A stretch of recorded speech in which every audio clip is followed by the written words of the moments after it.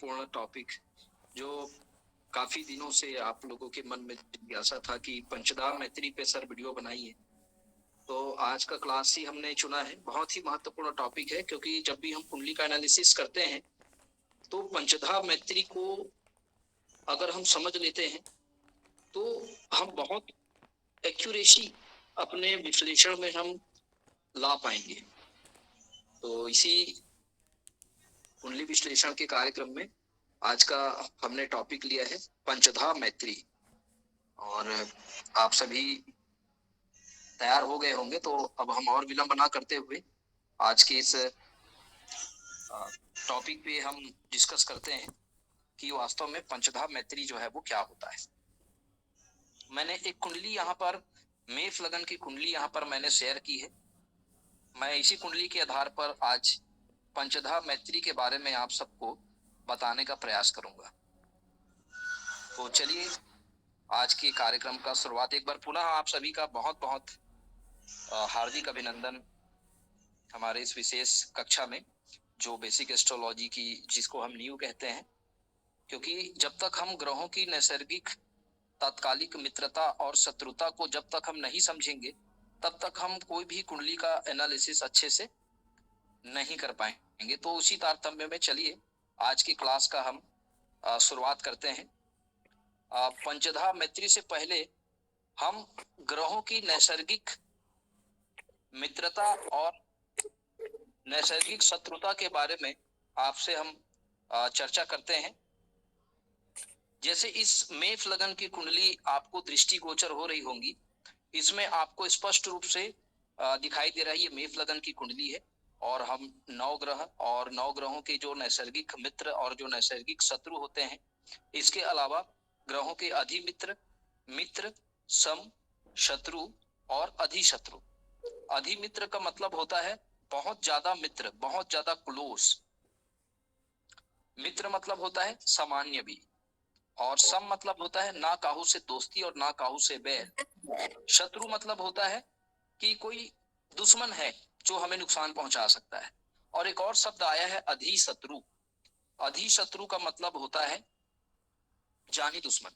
ठीक है, बहुत ज्यादा शत्रु, उसके बैठने से ही इतना ज्यादा वो नुकसान पहुंचा सकता है, मतलब बहुत बड़ा शत्रु, उसको हम अधिशत्रु कहते हैं। तो ये सब टर्मिनोलॉजी का अर्थ आप सब समझ गए होंगे। तो चलिए पहले हम ग्रहों की जो नैसर्गिक शत्रु और मित्रता को समझने से पहले हम देव और दानव ग्रहों के बारे में पहले जान लेते हैं कि कुंडली में कौन कौन से ग्रह को हम देव ग्रह कहते हैं और कौन कौन से ग्रह को हम दानव ग्रह कहते हैं।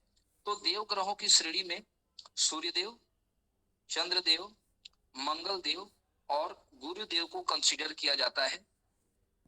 उसी प्रकार दानव ग्रह की श्रेणी में राहु, केतु, शनि और शुक्र को कंसीडर किया गया है। जैसे कि देव ग्रह जो है हमेशा आपको पॉजिटिव रिजल्ट ही देंगे, क्योंकि देवताओं का नैसर्गिक गुण होता है कि वो शांति और अमन का जो संदेश है वो दुनिया तक पहुंचाए।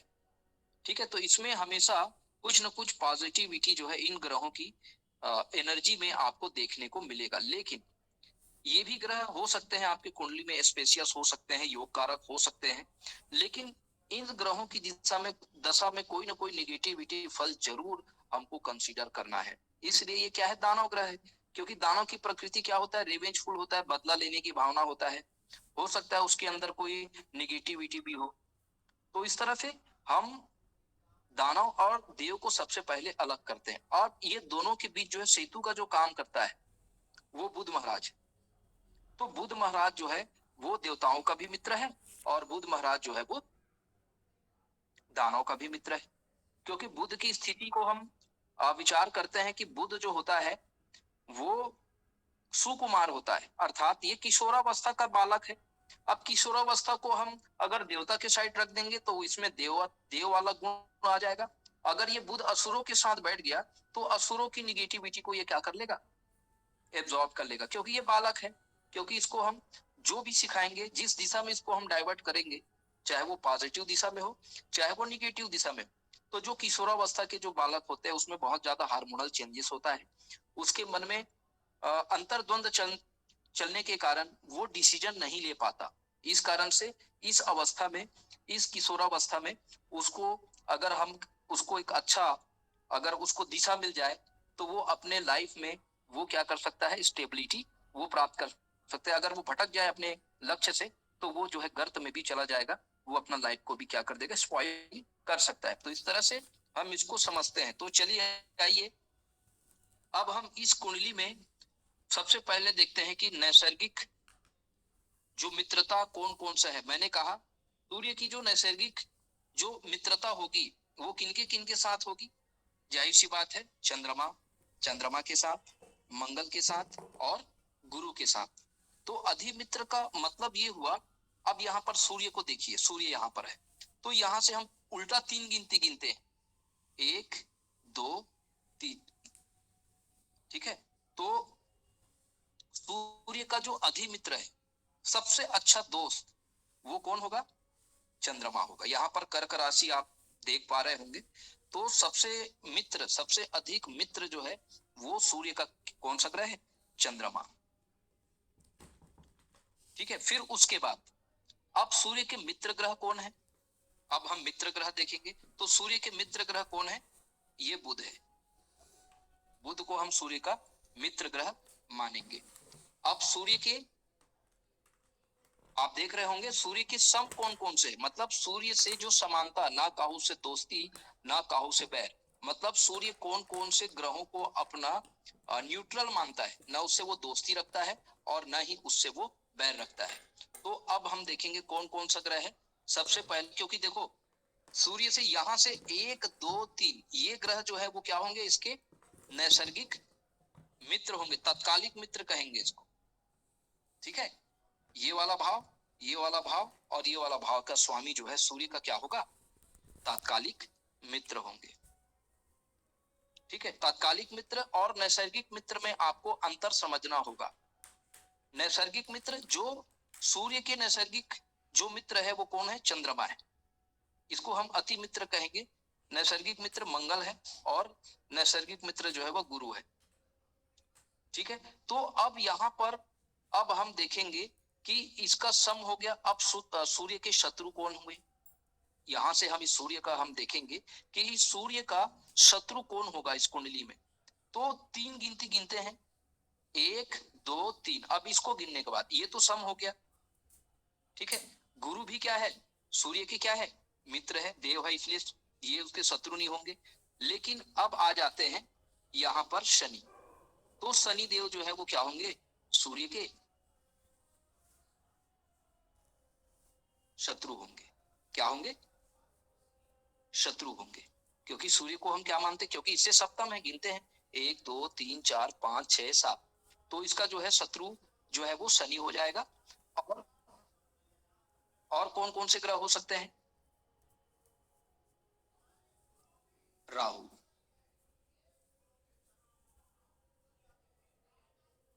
चलिए राहु जो है वो सूर्य का क्या होगा। आपको एक कहानी याद होगा, क्योंकि जब भगवान स्वर भानु नामक दैत्य को अमृत पिला रहे थे तो सबसे पहले क्या है, सूर्य और चंद्रमा ने उसकी शिकायत की स्वर भानु नामक दैत्य की। इस कारण से सूर्य जो है सबसे बड़ा शत्रु जो है वो राहु को मानता है। तो सूर्य की सबसे बड़ी जो शत्रु होगी वो कौन कौन होगा, राहु होगा। चलिए ये तो हम लग्न के हिसाब से बात करें हैं। अब यहाँ पर बैठे हुए ग्रहों के हिसाब से यदि हम बात करें तो उसके हिसाब से कैसे हम तात्कालिक शत्रु और नैसर्गिक मित्रता, नैसर्गिक शत्रु के बारे में यहाँ से हम कैलकुलेशन करेंगे। देखिए जिस राशि के साथ, अब यहाँ पर देखिए सूर्य के साथ कौन कौन सा ग्रह बैठा हुआ है, चंद्रमा बैठा हुआ है, मंगल बैठा हुआ है। यद्यपि तीनों क्या है, आपस में मित्र ग्रह है, ठीक है। तीनों ग्रह जो है वो क्या है, देव है।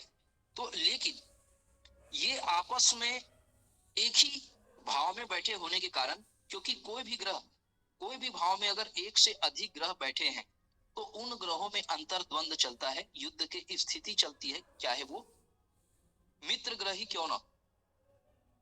तो सूर्य के नैसर्गिक मित्र है चंद्रमा और मंगल, लेकिन सूर्य के साथ बैठे होने के कारण ये क्या है, तात्कालिक शत्रु भी हो रहे हैं, ठीक है। तो तत्कालिक शत्रु होने की वजह से ये चंद्रमा और मंगल यहाँ पर क्या हो जाएंगे, सम हो जाएंगे। क्या हो जाएंगे, सम हो जाएंगे।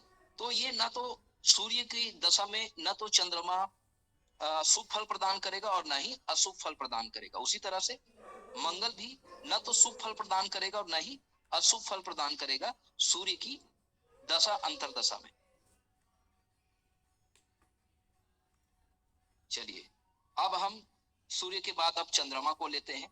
अब यहाँ पर देखिए चंद्रमा, अब इस कुंडली के अकॉर्डिंग अब चंद्रमा के नैसर्गिक मित्र, हाँ सूर्य के बारे में और हम बताना बाकी है। अब यहाँ से गिनते हैं तो इधर से पहला भाव, दूसरा भाव और तीसरा भाव, तो यहाँ के जो स्वामी होंगे वो नैसर्गिक मित्र होंगे। जैसे बुध, बुध को हम सूर्य का क्या मानेंगे, नैसर्गिक मित्र। चंद्रमा चूंकि नैसर्गिक रूप से मित्र है तो ये क्या हो जाएंगे, सूर्य के सबसे अच्छा दोस्त हो जाएंगे, इसको अधिमित्र कहेंगे। अब सूर्य है ना, ये सूर्य की राशि है। अब यहां से देखो छठवा, यहाँ पर ये आ रहा है 1 2 3, यहाँ पर 4 आ रहा है। तो चूंकि बुध यहाँ पर इसके लिए क्या है, सूर्य के क्या है, मित्र है, तो ये भी हम, इसको भी हम मित्र के रूप में कंसीडर करेंगे क्योंकि एक स्वामी जो है इसके मित्र हो गए। अब देखते हैं शुक्र। अब यहाँ से सूर्य का शत्रु हो गया शुक्र। शुक्र बैठा कहाँ है, अब गिनते हैं 1 2 3, ठीक है। वैसे सूर्य शुक्र को अपना शत्रु मानता है, लेकिन यहाँ से 3 भाव में बैठे होने की वजह से 1 2 3, 3 भाव के अंतर्गत सूर्य आ रहा है, इसलिए शुक्र और सूर्य क्या हो जाएंगे, सम हो जाएंगे। अर्थात सूर्य की दशा में शुक्र जो है, शुक्र की अंतरदशा में किसी भी प्रकार का कोई शुभ या अशुभ फल का विचार हम नहीं करेंगे। अर्थात ये शुक्र जो है कोई भी प्रकार का अशुभ फल प्रदान नहीं करेगा सूर्य की दशा में, क्योंकि ये दोनों का जो संबंध है आपस में वो सम हो जा रहा है इस कुंडली के अकॉर्डिंग। अब सूर्य के शत्रु कौन होंगे, अब यहाँ से देखिए यहाँ सूर्य बैठे हैं 1 2 3। अब देखिए यहाँ पर शनि भी 3 नंबर में आ गया। तो शनि की राशि से, क्योंकि ये नैसर्गिक रूप से क्या है, ये शत्रु मानता है शनि को सूर्य, तो यहाँ पर शनि भी सम हो जाएंगे, ठीक है। तो सूर्य की दशा में या शनि की दशा में सूर्य जो है उतना ज्यादा अशुभ फल प्रदान नहीं करेगा। इस कुंडली के लिए सूर्य की महादशा में शनि जो है वो न्यूट्रल हो जाएंगे, ठीक है, अशुभ फल प्रदान नहीं करेंगे। इस तरह से हम इसको समझते हैं। अब यहाँ पर देखिए गुरु को देखिए। अब यहाँ से हम गिनते हैं गुरु कितने नंबर पे आ रहा है, गिनते हैं 1 2 3 4, ठीक है। इसके 3 भाव से गुरु जो है एक भाव अधिक बैठा हुआ है।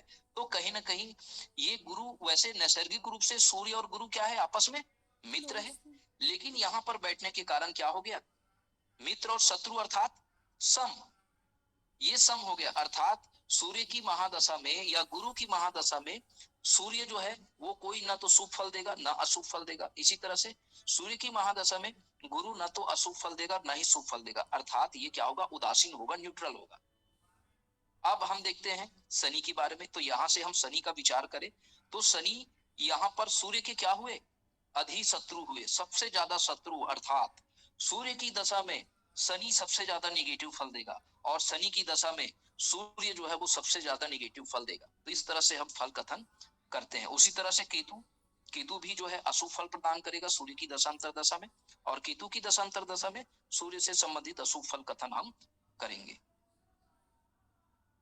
चलिए अब हम दूसरे ग्रह के बारे में विचार करते हैं, चंद्रमा। अब चंद्रमा के नैसर्गिक मित्र है सूर्य और मंगल, लेकिन एक साथ बैठे हैं तो इसको अपना यह तत्कालिक शत्रु भी मानेगा। अब मित्र और शत्रु ये दोनों आपस में क्या हो गए, सम हो गए। तो सूर्य और चंद्रमा और मंगल ये तीनों क्या हो गए, सम हो गए। अब यहां से देखते हैं कि इनके मित्र कौन हुए। पहला भाव राहु और बुध चंद्रमा के क्या हो गए, चंद्रमा राहु को अपना शत्रु समझता है, लेकिन इस कुंडली के अकॉर्डिंग राहु जो है चंद्रमा की दशा में न्यूट्रल फल देगा। उसी प्रकार बुध जो है, चंद्रमा भी बुध को अपना क्या मानता है, बुध चंद्रमा को अपना शत्रु मानता है, लेकिन चंद्रमा बुध को अपना मित्र मानता है।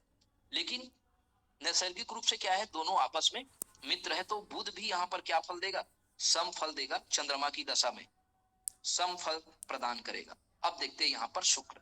अब चंद्रमा और शुक्र नैसर्गिक रूप से एक दूसरे के क्या है, शत्रु है, लेकिन पंचधा मैत्री की हम बात करें तो ये क्या हो जाएगा, ये सम हो जाएगा, ठीक है, तो चंद्रमा की महादशा में शुक्र भी जो है बुरा फल नहीं करेगा। अब देखते हैं चंद्रमा से गुरु की गणना करते हैं तो कितने भाव दूर है, 1 2 3, तो 3 से अधिक भाव है। तो यहाँ पर निश्चित रूप से चंद्रमा और गुरु जो है वो आपस में क्या है, नैसर्गिक रूप से मित्र है। लेकिन यहाँ पर गुरु जो है वो क्या हो जाएगा, सम हो जाएगा, क्योंकि नैसर्गिक मित्र है और 3 भाव से अधिक है। तो 3 भाव से अधिक होने वाला जो ग्रह होता है वो शत्रु होता है। तो शत्रु और मित्र को अगर मिलाएंगे तो ये क्या हो जाएगा, गुरु भी इस कुंडली के लिए सम हो जाएगा। ठीक है, ना काहू से दोस्ती ना काहू से बैर। चंद्रमा की दशा अंतर दशा में गुरु भी जो है वो, या गुरु की अंतर दशा में या महादशा में चंद्रमा भी जो है यहाँ पर हमको जो है कोई प्रकार फल प्रदान नहीं करेगा। लेकिन अब चंद्रमा से यदि गिनते हैं शनि को तो सप्तम हो रहा है, तो शनि निश्चित रूप से चंद्रमा की दशांतर दशा में यहाँ पर अशुभ फल प्रदान करेंगे। जातक को डिप्रेशन बना देगा, जातक मानसिक रूप से पीड़ित रहेगा, परेशान रहेगा। या शनि की दशा में जातक मानसिक रूप से क्या होगा, पीड़ित रहेगा, परेशान रहेगा। चलिए मंगल, उसी तरह से मंगल के बारे में यदि हम बात करें तो ये जो दूसरा स्थान होता है कुंडली का, कुंडली का जो दूसरा स्थान होता है वो इसके मित्र का होता है। तो यहां से यदि हम विचार करेंगे कि मंगल और राहु, चूंकि मंगल और राहु आपस में क्या है, शत्रु है, लेकिन इससे ये दूसरा भाव होने के कारण ये जो राहु जो है वो सम फल प्रदान करेंगे, ना काहू से दोस्ती ना काहू से बैर। उसी तरह से बुध भी जो है वो मंगल को अपना मित्र समझता है, तो बुध जो है वो मंगल के क्या हो जाएंगे, मित्र हो जाएंगे। तो मंगल की दशा में बुध जो है वो क्या है, शुभ फल प्रदान करेंगे। मंगल की दशा में शुक्र का अंतर दफा जब लगेगा तो मंगल जो है वो शुक्र को क्या मान रहा है, शत्रु मानता है। लेकिन यहां से गिनते हैं तो 1 2 3, तो यहाँ पर तीसरे भाव तक नजदीक है, इसलिए ये दोनों क्या हो जाएंगे, शुक्र भी समफल प्रदान करेगा। उसी प्रकार गुरु की हम बात करें, नैसर्गिक मित्र है, लेकिन यहाँ से 3 घर आगे होने की वजह से ये भी गुरु जो है मंगल की दशांतर दशा में सम फल ही प्रदान करेंगे। अब हम शनि की दशा के बारे में बात करें तो ये 3 घर आगे है, तो ये क्या है, मंगल को अति शत्रु मानेंगे। अर्थात शनि की दशा महादशा में जो है मंगल की अंतरदशा जब लगेगी तो अशुभ फल कथन हमको करना चाहिए। चलिए अब राहु के बारे में बात करें तो राहु के बारे में बात करें तो राहु और बुध, जो कि राहु और बुध नैसर्गिक रूप से क्या है, मित्र है। बुध जो है इसको अपना मित्र मानता है, नैसर्गिक रूप से ये मित्र है। लेकिन यहाँ पर बैठ के राहु जो है बुध के साथ तात्कालिक शत्रुता कर रहा है। तो तात्कालिक शत्रुता और मित्र ये दोनों क्या हो जाएंगे, सम हो जाएंगे। तो राहु की महादशा में बुध की अंतरदशा जब लगेगी तो ज्यादा अशुभ फल या ज्यादा शुभ फल प्रदान नहीं करेंगे, दोनों सम फल ही प्रदान करेंगे। चलिए अब यदि हम बात करें शुक्र का, तो राहु तो शुक्र का मित्र है, तो राहु की महादशा में शुक्र का जब अंतर चलेगा तो इस लगन के लिए जो है वो शुभ फल प्रदान करेगा, क्योंकि राहु के ये मित्र है लेकिन इसके 3 भाव के करीब है। ठीक है, पहले ही भाव में है तो ये दोनों अति मित्र हो जाएंगे, राहु और शुक्र। तो राहु की महादशा में शुक्र का अंतरदशा शुभ फल ही कथन होगा। अब यहाँ पर देखते हैं गुरु। अब गुरु और राहु को क्या मानता है, गुरु और राहु आपस में क्या है, शत्रु है, नैसर्गिक रूप से दोनों शत्रु है। गुरु देवग्रह है, राहु असुरों का सेनापति है। तो अब लेकिन गुरु क्या है, 1 2 3 भाव के करीब में है, इस कारण से गुरु जो है वो और राहु आपस में क्या हो जाएंगे, सम हो जाएंगे।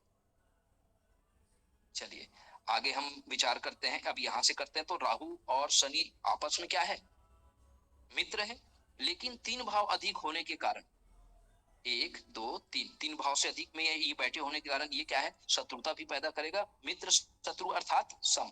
तो राहु की महादशा में शनि जो है वो क्या फल प्रदान करेगा, उदासीन होगा, है ना, न्यूट्रल होगा, ना शुभ फल प्रदान करेगा ना शुभ फल प्रदान करेगा। अब राहु से केतु की गणना करते हैं तो राहु और केतु क्या है, आपस में मित्र है, लेकिन उससे ज्यादा उससे सप्तम भाव होने की वजह से ये क्या होगा,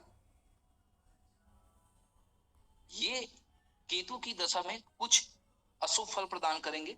लेकिन राहु और केतु क्या हो गए, न्यूट्रल हो गए। ठीक है, आपस में नैसर्गिक रूप से ये मित्र है, लेकिन ये आपस में क्योंकि 3 भाव अधिक होने की वजह से ये जो है हम इसको सम कहेंगे। तो इस कुंडली के लिए राहु की दशा अंतरदशा में शनि जो है वो, है ना, सम फल प्रदान करेगा, गुरु भी सम फल प्रदान करेगा, शुक्र सबसे ज्यादा अच्छा आपको रिजल्ट प्रदान करेगा। ठीक है, उसी तरह से अगर इधर गिनते हैं 1 2 3, अब यहाँ पर जो है वो सूर्य चंद्र और मंगल, सूर्य चंद्र और मंगल राहु के क्या हो गए, ये तीनों ग्रह जो है राहु के क्या है, शत्रु है। लेकिन इसके पहले भाव में बैठे होने के कारण ये क्या है, ये मित्र हो जाएंगे और दोनों आपस में फिर ये क्या है, तीनों ग्रह न्यूट्रल हो जाएंगे। तो ये ज्यादा ना तो अशुभ फल देगा और ना ज्यादा ये शुभ फल प्रदान करेगा राहु की दशांतर दशा। तो चलिए अब हम शुक्र के बारे में बात करते हैं। यदि शुक्र के बारे में इस कुंडली में देखते हैं कि कौन कौन सा ग्रह जो है शुक्र के मित्र है और कौन कौन सा ग्रह जो है सूर्य पंचधा मैत्री के आधार पर शुक्र के शत्रु है। तो सबसे पहले हम देखते हैं कि शुक्र से तीन भाव इधर गिनते हैं, 1 2 3। अब आप देख पा रहे होंगे शुक्र और बुध आपस में मित्र है, तो शुक्र की दशा में बुध जो है बहुत शुभ फल प्रदान करेगा। अब राहु और नैसर्गिक रूप से राहु और शुक्र आपस में क्या है, मित्र हो रहे हैं, तो शुक्र की दशा में राहु भी जो है वो बहुत ज्यादा शुभ फल प्रदान करेगा।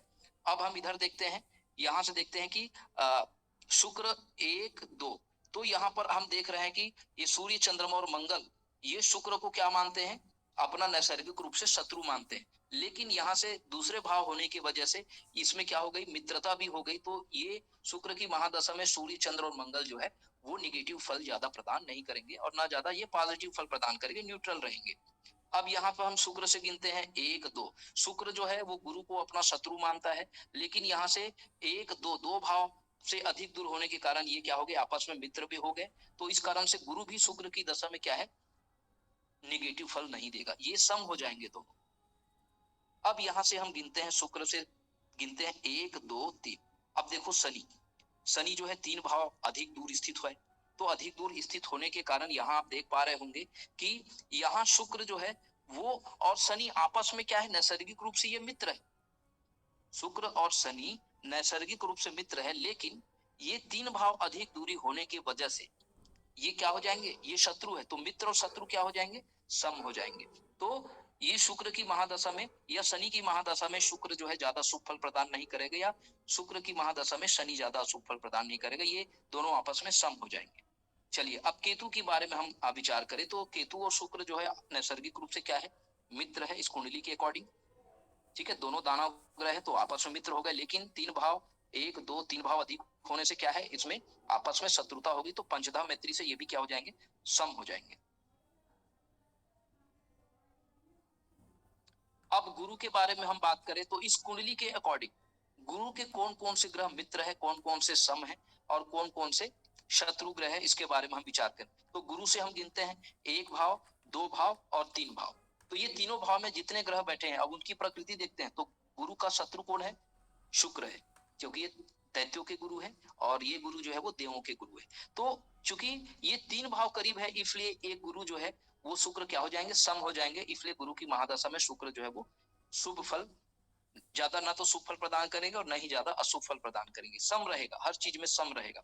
अब यहाँ पर देखते हैं 1 2 3। अब ये गुरु, ठीक है, गुरु जो है राहु को अपना शत्रु मानता है, लेकिन बुध जो है ना, बुध जो है, गुरु जो है बुध को अपना शत्रु मानता है। ठीक है, गुरु जो है बुध को अपना शत्रु मानता है, इस कारण से ये दोनों के बीच में जो है वो क्या रिलेशन हो जाएगा, सम वाला रिलेशन हो जाएगा। तो गुरु की महादशा में ना तो बुध ज्यादा अशुभ फल प्रदान करेगा और न ही राहु अशुभ फल प्रदान करेगा। अब देखते हैं 1 2 3 4 5। यदि हम सूर्य चंद्र मंगल का विचार करें इस गुरु के लिए, तो यहाँ पर ये 3 भाव अधिक होने के कारण, चूंकि अब सूर्य चंद्र और मंगल गुरु के क्या है, नैसर्गिक मित्र है, तो 3 भाव अधिक होने के कारण ये क्या हो गए, शत्रु हो गए। और मित्र और शत्रु क्या हो गए, सम हो गए। अर्थात जब भी गुरु की या सूर्य चंद्रमा की महादशा अंतरदशा में गुरु का दशा अंतरदशा चालू होती है, तो किसी प्रकार का ना तो ज्यादा अशुभ फल प्रदान होगा और ना ज्यादा शुभ फल प्रदान होगा। अर्थात ज्यादा फल किसका मिलेगा, ज्यादा फल गुरु का मिलेगा, और सूर्य चंद्रमा और मंगल का हमको सम फल मिलेगा, ना तो ज्यादा शुभ फल मिलेगा और नहीं ज्यादा अशुभ फल मिलेगा।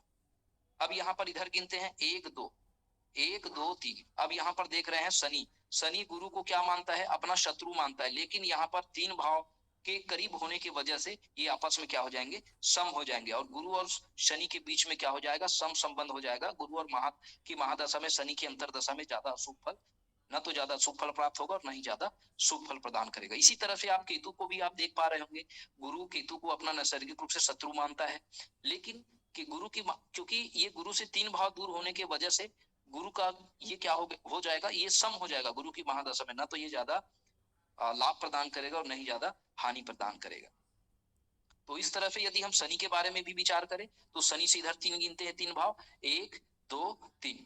तो गुरु शनि को अपना शत्रु मानता है, लेकिन 3 भाव से के अंदर गुरु की स्थित होने की वजह से ये सम फल प्रदान करेंगे। उसी प्रकार यदि हम इधर शनि के बारे में अगर बात करें तो 1 2 3, तो यहाँ पर केतु जो है वो शनि के क्या है, मित्र है, और क्योंकि उसके 3 भाव करीब है तो ये हो जाएंगे, केतु जो है अति मित्र हो जाएंगे। तो शनि की महादशा में केतु की अंतरदशा जो है वो इस जातक को ज्यादा शुभ फल प्रदान करेगी, है ना। शुभ फल कहने का मतलब है कि ग्रहों के भावों के कारकत्व के अनुसार और उन ग्रहों के नैसर्गिक प्रकृति के अनुसार हमको ग्रहों का फल कथन करना चाहिए। तो इस तरह से आज हम आपको बताएं कि ग्रहों के नैसर्गिक शत्रु, नैसर्गिक मित्र क्या होते हैं, तात्कालिक शत्रु क्या होता है, और पंचधा मैत्री में उस कुंडली के अनुसार ग्रहों के क्या शुभ फल, क्या सम फल, और क्या बहुत अधिक शुभ फल, और क्या बहुत बुरा, बहुत अशुभ फल का हम फल कथन कर सकते हैं। तो ग्रहों के इसी डिग्निटी के आधार पर यदि हम कुंडली का विश्लेषण करें तो बहुत हद तक हम ग्रहों के शुभ और अशुभ फल और सटीक विश्लेषण हम इस पंचधा मैत्री के आधार पर हम कर सकते हैं। तो जरूर ये एप्लीकेशन को आप अप्लाई करिएगा। जब भी आपके पास कोई कुंडली आती है तो इस तरह से पंचधा मैत्री के आधार पर आप ग्रहों की जो शुभ फल है और अशुभ फल कथन है इस पर आपको विचार करना चाहिए। तो चलिए, आपके मन में या कोई अपना कुंडली शेयर कराना चाहते हैं कि कौन से ग्रहों की दशा अंतरदशा में आपको शुभ फल मिलेगा, या वर्तमान में यदि आपको कोई दशा अंतरदशा चल रही है उस दशा को आपके लगन से हम देखेंगे कि वास्तव में वो दशा है वो कितना शुभ फल आपको प्रदान कर रही है, कितना ग्रह जो है वो सम है। तो जो ग्रह हमको अशुभ फल प्रदान करते हैं उसके लिए हमको रेमेडी करना पड़ता है, उन ग्रहों के बीज मंत्रों की चैंटिंग करनी होती है, उन ग्रहों से संबंधित हमको कुछ रेमेडी करना पड़ता है ताकि उन ग्रहों की पॉजिटिविटी को हम क्या कर सके, इंक्रीज कर सके। तो जो ग्रह सम है, जो ग्रह न्यूट्रल है, तो जो न्यूट्रल ग्रह है उनके भी शुभ फल को बढ़ाने के लिए हमको क्या करना पड़ता है, उस ग्रह की रेमेडी करना पड़ता है, उस ग्रहों का उपाय करना पड़ता है ताकि उन सम ग्रहों का भी हम शुभ फल को क्या कर सके, बढ़ा सके, है ना। कई लोग जो है जेमस्टोन धारण करते हैं, कई लोग बीज मंत्रों का जाप करते हैं, ठीक है। कई लोग और बहुत सारे रेमेडी जो है उन ग्रहों से संबंधित रेमेडी करते हैं। तो इस तरह से अगर आप इस प्रिंसिपल को अगर कोई कुंडली में अगर आप अप्लाई करते हो तो अपने प्रिडिक्शन में और ज्यादा शार्पनेस और ज्यादा एक्यूरेसी जो है आप दे पाएंगे। जब भी कोई जजमान आपके पास आएगा वो निश्चित रूप से आपके इस तरह के विश्लेषण से वो प्रसन्न होके जाएगा और आपको अप्रिशिएट करेगा, और गारंटी है कि वो दोबारा लौट के आपके पास जरूर आएगा। तो एक अच्छा ज्योतिष बनने का यही एक सफलता है, मूल मंत्र है कि अगर कोई जातक हमारे पास रिटर्न होके अगर आ रहा है सेकंड बार तो यही एक ज्योतिष की सबसे बड़ी सफलता होती है। तो चलिए, आज अब हम आपके क्वेरीज लेते हैं, क्वेश्चन लेते हैं। कहीं पर आपको कोई डाउट हो, कोई जिज्ञासा हो तो जरूर आप शेयर करिए, और इस चैनल को ज्यादा से ज्यादा लोगों तक आप पहुंचाइए, शेयर करिए। यदि आपके कोई मार्गदर्शन है, कोई अमूल्य सुझाव है तो जरूर कमेंट्स बॉक्स में लिखिए ताकि इसको और अच्छे से और इसमें बेहतर हम जो है बेहतर प्रस्तुति के साथ आपके सामने प्रस्तुत कर सके।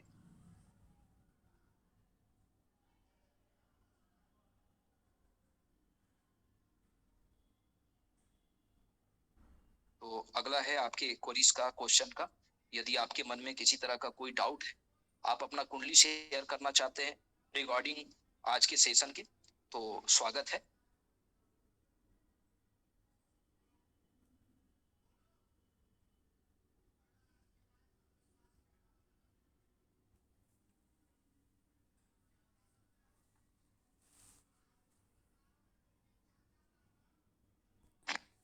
मेरी आवाज पहुंच पा रही है भाई आप तक? जी सर, आवाज़ आ रही है। प्रणाम।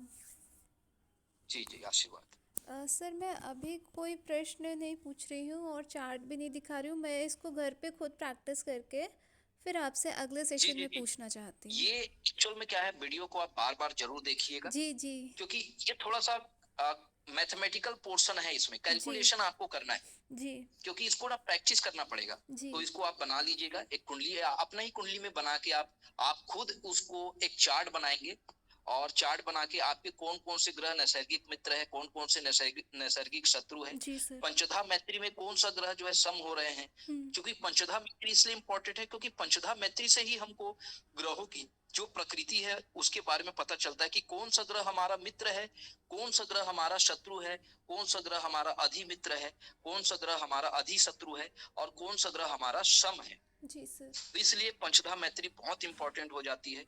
जरूर आप इसका प्रैक्टिस करिए, चार्ट बनाइए, और चार्ट बना करके इसको आप प्रैक्टिस करिए, क्योंकि इस चीज को, इस रहस्य को यदि आपने जान लिया तो आप ग्रहों की दशा, अंतरदशा, महादशा में ग्रहों की प्रिडिक्शन के बारे में आप बहुत हद तक, बहुत क्लैरिटी जो है वो आप ला सकते हैं। जी तो सर मैं थोड़ा सा नेक्स्ट। कॉम्प्लिकेटेड जरूर है टॉपिक, लेकिन एक दो बार वीडियो को बार बार, दो बार, सर तीन बार आप देखने से मुझे जो ये समझ में सहज आया रूप से आपको समझ। 1 मिनट सर।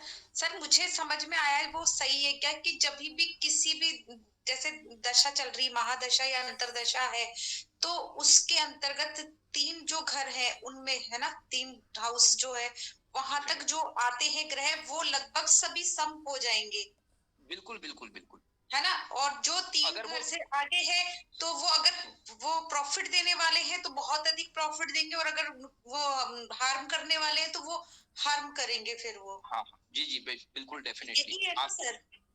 जी जी जी, आपको जरूर इस बात को ध्यान रखना है कि ग्रहों की नैसर्गिक मित्रता और हाँ नैसर्गिक जो शत्रुता है, आपको इस बात का सदैव ध्यान रखना है। और जो ग्रह आपस में बैठे हैं, मान लो एक ग्रह में 3 ग्रह बैठे हुए हैं, तो जो हाँ ग्रह जी, बैठे हुए हैं ना, वो आपस में शत्रुता, एक दूसरे से शत्रुता रखेंगे। क्योंकि भाई, हाँ अगर कोई 3 व्यक्ति आ गया किसी के घर में बैठने के लिए, तीनों भाई आ गए, ठीक हाँ है, जी, अब तीनों भाई को क्या करना है, अब तीनों भाई क्या करेंगे, तीनों भाई में प्रतियोगिता हो जाएगी। जी ठीक है, जी। होता है प्रतियोगिता। अच्छा जब कोई अच्छा, हाँ प्रॉपर्टी जी, का जब बंटवारा होता है, जब तीनों भाई होते हैं, तो तीनों भाई में क्या हो जाता है, प्रतियोगिता हो जाता है। भाई मेरे को कम नहीं मिलना चाहिए, एक भाई बोलता है नहीं नहीं, तीनों में बराबर बंटवारा होना चाहिए। तो ये इस कारण से, जब 2 या 2 से अधिक ग्रह अगर एक भाव में बैठते हैं ना, तो दोनों में अंतर्द्वंद चलना शुरू हो जाता है।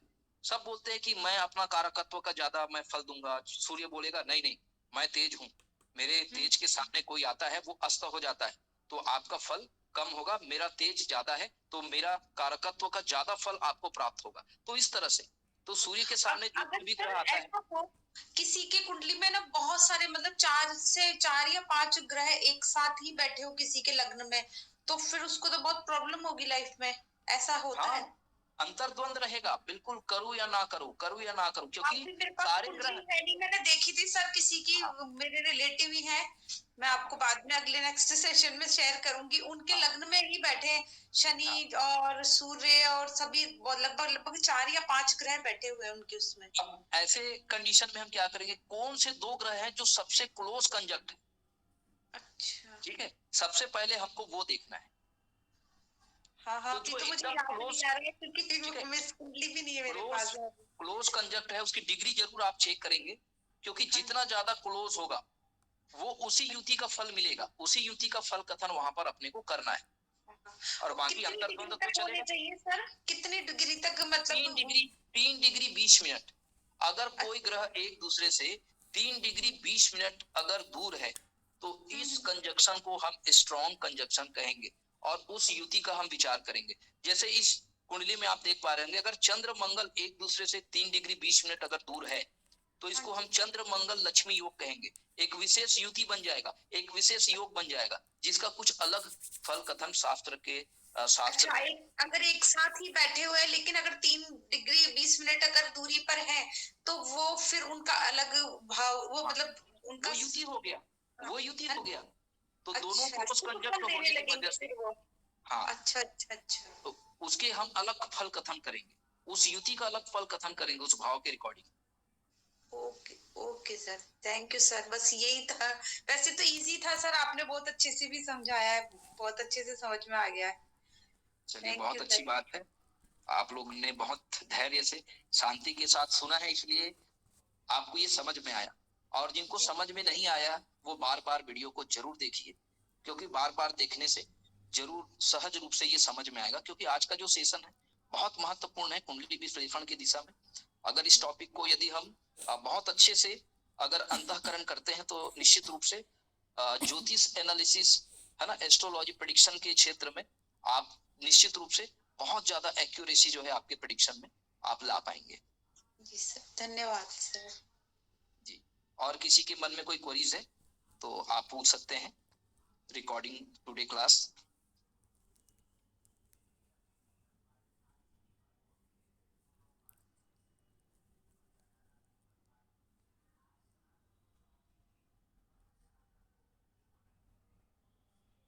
जी, आप जैमिनी जी, आप कुछ पूछना चाहते हैं?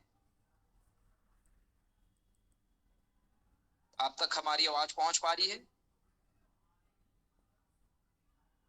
मैं जैसे कि बार बार निवेदन करता हूं कि ये जी सर। एस्ट्रोलॉजी की जो चैनल है वो आप सबका इसमें एक नैतिक एक प्रयास आपको करना है, ज्यादा से ज्यादा लोगों तक इस ज्ञान के चैनल को और यूट्यूब चैनल को आपको ज्यादा से ज्यादा लोगों तक पहुंचाना है, शेयर करना है, सब्सक्राइब करना है, ताकि मैं जब भी वीडियो बनाऊं वो वीडियो आपके मोबाइल में वो शो हो जाए और तुरंत उसको लाइक करिए, सब्सक्राइब करिए, उसमें कमेंट्स करिए जो आपको प्रॉब्लम है, जो क्वेरीज है, क्योंकि ये हम एक मंच प्रदान कर रहे हैं लोगों को, ताकि उसमें वो कमेंट से भी यदि वो अपना समस्या कोई प्रॉब्लम शेयर करता है तो उसका भी हम रिप्लाई करेंगे और यथासंभव तात्कालिक रेमेडीज जो है उसको हम सजेस्ट कर पाएंगे। तो इस भागीरथी कार्य में हम चाहते हैं कि आप लोग भी सहयोग करें, आप लोग भी इस चैनल का हिस्सा बने और ज्यादा से ज्यादा इस चैनल को लोगों तक पहुंचाए, उन जरूरतमंद लोगों तक पहुंचाए जो एस्ट्रोलॉजी सीखना चाहते हैं, जो नहीं भी सीखना चाहते हैं, जो इस ज्ञान को जो सुनता है,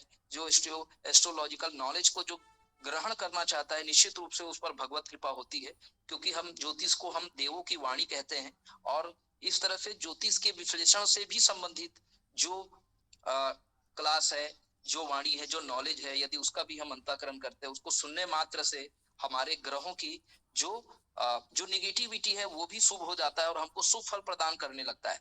तो निसंदेह ये शास्त्रोचित ज्ञान है जो ऋषि मुनि इस ज्ञान को सारी दुनिया को देना चाहते थे, जिनका सारा जीवन जो है इस ज्ञान को प्राप्त करने में निकल गया और हमारे लिए मानव कल्याण के लिए जो एस्ट्रोलॉजी की जो इतना विशाल महासागर, ज्ञान का महासागर जो हमको दिया है, वो निश्चित रूप से हम जितना भी इस ज्ञान को सीख ले, उन ऋषि मुनि का जितना भी हम धन्यवाद कर ले शायद कम होगा और हम शायद जीवन भर इस ऋण को, इस कर्ज को हम नहीं चुका पाएंगे। बस उनको धन्यवाद देंगे कि ये मानव कल्याण के लिए जो इतने बड़े महाशास्त्र का उन्होंने निर्माण किया, वो निसंदेह वो हमारे लिए प्रेरणादायक है। तो चलिए, बहुत बहुत आपका आभार और धन्यवाद। आपने कीमती समय निकाल करके हमारे इस चैनल को दिया, आपने ध्यान से सुना।